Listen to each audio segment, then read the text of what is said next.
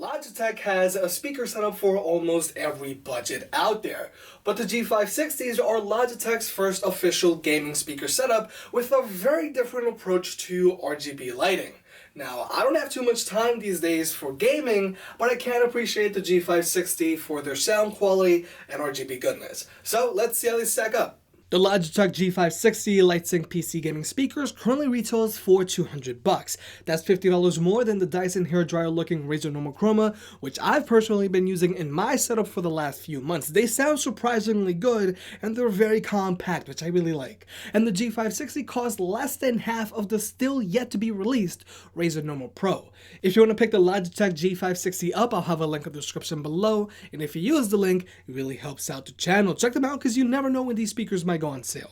The G560 is a 2.1 speaker setup that comes included with 2 satellite speakers and a downward firing subwoofer. The subwoofer also acts as a central hub and you plug it into your computer via a USB port. Now you can use an aux jack, but the G560 doesn't come included with a 3.5mm audio cable, so you're gonna have to use your own. The satellite speakers are both rocking 2.5-inch diameter drivers and the sub has a 6.5-inch diameter driver.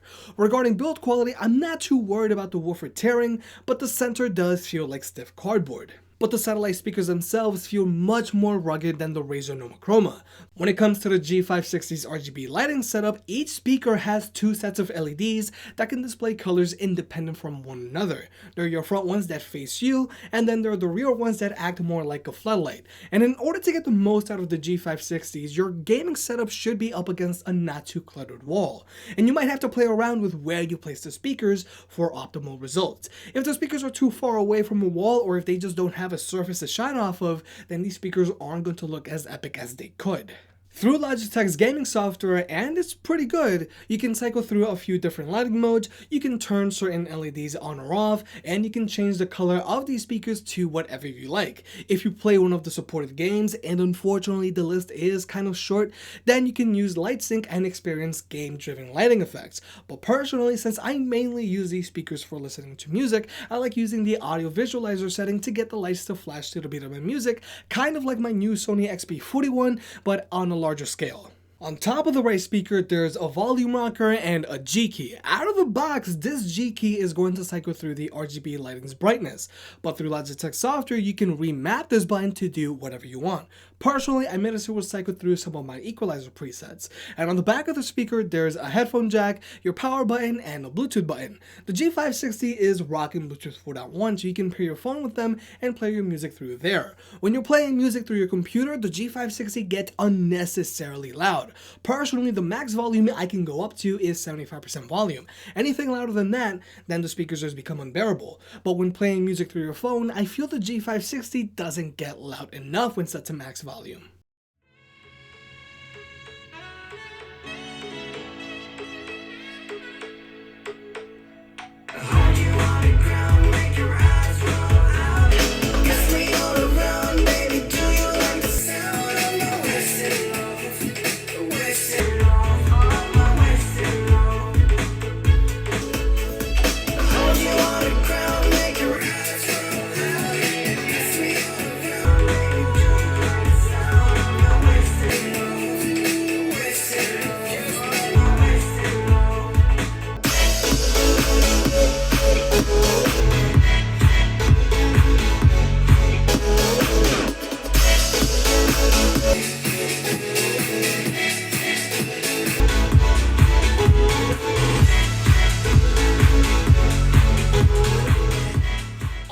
Through this video, you're not going to be able to feel the wall shaking and chest thumping bass the subwoofer on the G560 gives off. If you're playing a game, you're gonna feel those gunshots and explosions, and if you live in an apartment, then your neighbors are gonna feel them too.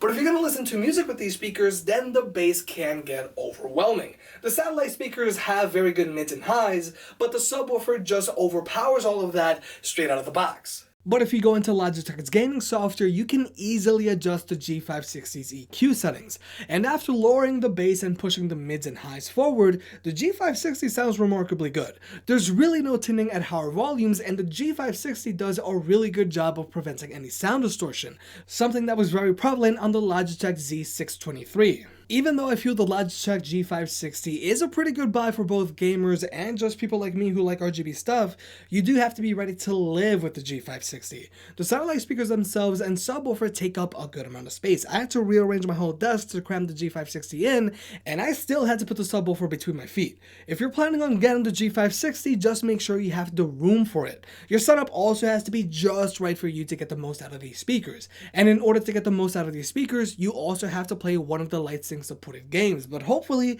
that list will grow. The G560 is a much cheaper alternative than paying for the Razer Nommo Pro, getting a few Philips Hue light strips and bulbs, and getting them all to work through Synapse 3. It's not as good or as flexible, but it is a cheaper alternative for people who want their games to expand beyond their screens for not that much money. If you made it this far, I guess you enjoyed the video, so hit that like button and get subscribed. It helps out more than you realize. Support the channel by clicking on the links down below, and I'll catch you next time.